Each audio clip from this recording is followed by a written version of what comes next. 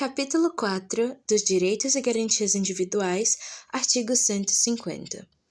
A Constituição de 1967 assegura aos brasileiros e aos estrangeiros residentes do país a inviolabilidade dos direitos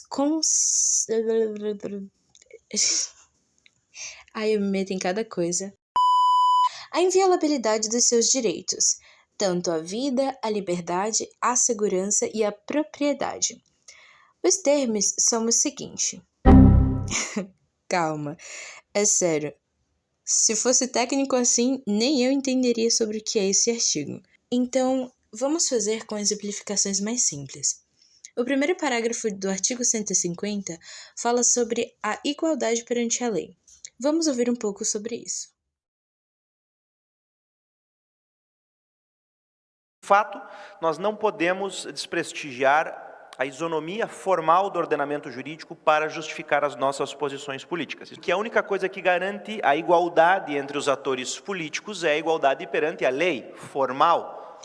Desde a época da Constituição de 67, prega-se que, perante a lei, todos são iguais, não havendo distinção de sexo, raça, trabalho, credo religioso e convicções políticas. Há também o detalhe de que todo preconceito de raça será punido pela lei, sendo isso uma asseguração de esperança para muitos.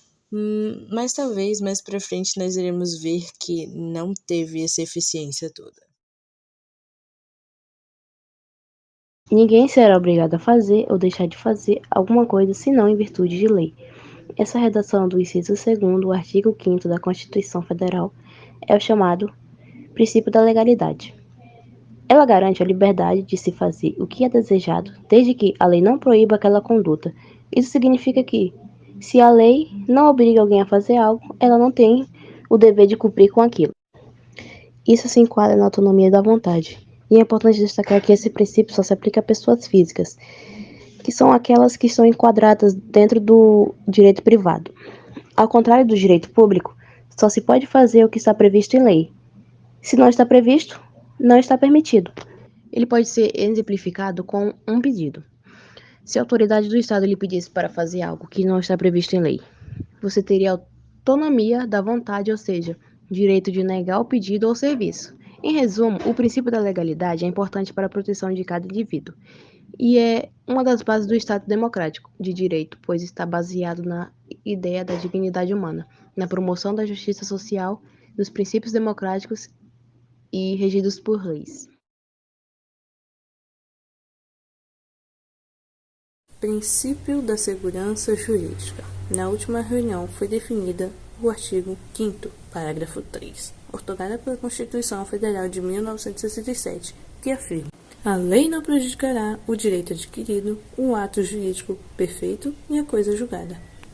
As situações protegidas por esse direito são divididas em 3 categorias: direito adquirido, o ato jurídico perfeito e a coisa julgada. Para simplificar o que cada uma dessas categorias significam, foi separada uma linha com especificações. Direito adquirido pode-se ilustrar com uma pessoa que já tem o direito de aposentar, mas que quis continuar trabalhando. Ato jurídico perfeito refere-se ao ato validamente realizado sobre a vigência de uma lei que depois foi revogada ou modificada. E, por fim, coisa jurídica, que se refere à autoridade das decisões do judiciário, significando que, e depois que o processo acabar, aquilo que foi decidido pelo juiz não pode ser mais modificado nem mesmo por uma lei. O direito de ação é um direito público subjetivo do cidadão expresso na Constituição Federal de 1967, em seu artigo 150. Neste dispositivo constitucional encontra-se o plasmado denominado princípio da inafastabilidade da jurisdição. O relevantamento desse significado foi dado após um caso que feria essa jurisdição. Os criminosos envolvidos já estão em julgamento. Esse direito refere que, no Brasil, somente o Poder Judiciário tem jurisdição, sendo o único poder capaz de dizer o direito com força de coisa julgada. A natureza subjetiva do direito de ação se baseia no fato do Estado, ao proibir a autossatisfação dos interesses individuais, fez do ato de provocar o exercício da função jurisdicional o inequívoco direito subjetivo de cada indivíduo. o que significa que interesse na composição da lide não é apenas dos indivíduos em conflito, mas também do Estado. Para maior explicação, lide é um conflito de interesses manifestados em juízo. Após a Assembleia constar o caso que iniciou esse manifesto, pode-se dizer que o direito fundamental à ação é a faculdade garantida constitucionalmente de deduzir uma pretensão em juízo e, em virtude dessa pretensão, recebeu uma resposta satisfatória e justa, sendo essa a sentença. Os resultados do caso serão dados a partir da próxima audiência. Logo estamos no aguardo de mais dados. A partir de hoje, a Constituição Federal consagra como direito fundamental a liberdade de religião, prescrevendo que o Brasil é um país laico. Com essa afirmação, o Estado deve se preocupar em proporcionar a seus cidadãos um clima de perfeita compreensão religiosa, proscrevendo a intolerância e o fanatismo. Deve existir uma divisão muito acentuada entre o Estado e a Igreja, religiões em geral, não podendo existir nenhuma religião oficial, devendo, porém, o Estado prestar proteção e garantia ao livre exercício de todas as religiões. Após as manifestações que gerou esse apelo ao direito, é oportuno que se esclareça que a confessionalidade ou a falta de confessionalidade estatal não é um índice apto a medir o estado de liberdade dos cidadãos de um país. A realidade nos mostra que tanto é possível a existência de um Estado confessional com liberdade religiosa plena, como os Estados nórdicos europeus, como um Estado não confessional com a clara hostilidade dos fatos religiosos, o que conduz a uma extrema precariedade da liberdade religiosa, como foi o caso da Segunda República Espanhola. Portanto, a liberdade religiosa foi expressamente assegurada, uma vez que essa liberdade faz parte do rol dos direitos fundamentais, sendo considerada por alguns juristas como uma liberdade primária. O principal estudo tem como tema principal a imunidade tributária dos templos religiosos. A imunidade tributária é um instituto consagrado constitucionalmente visando limitar a concorrência entre o ente tributante. No direito tributário existem outras formas de exoneração tributária, porém, a imunidade merece uma maior atenção ao se tratar-se de uma vetação total ao poder de tributar. A pesquisa discorre sobre a objetividade jurídica do legislador constituinte da retirada da competência tributária de todos os entes federados sobre a cobrança de impostos inerentes e templos de qualquer culto, ou seja, qualquer seria o espírito da norma quando a sua criação. Todas essas leis e esses princípios já eram promessas desde a época da ditadura militar.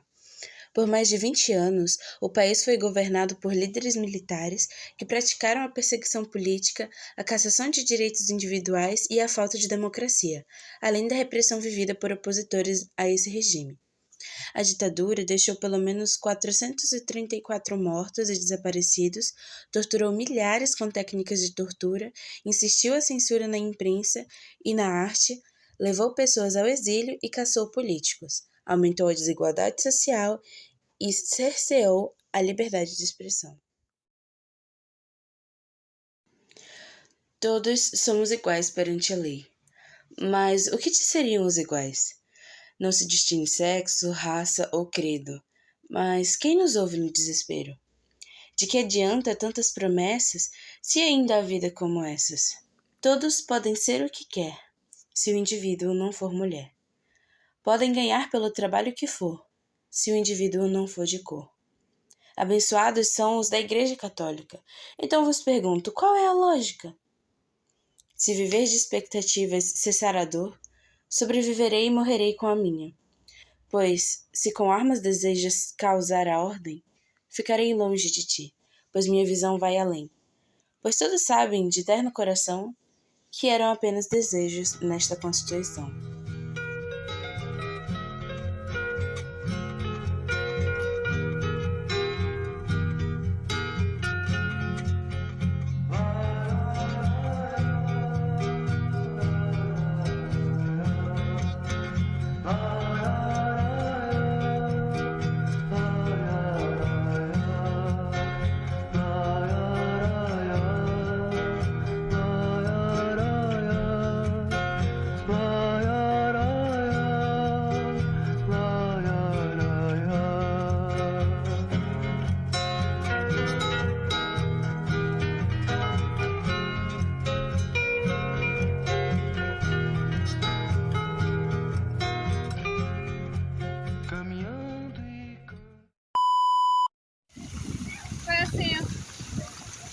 Bota aí, que eu coloco assim. Por aqui, Yasmin.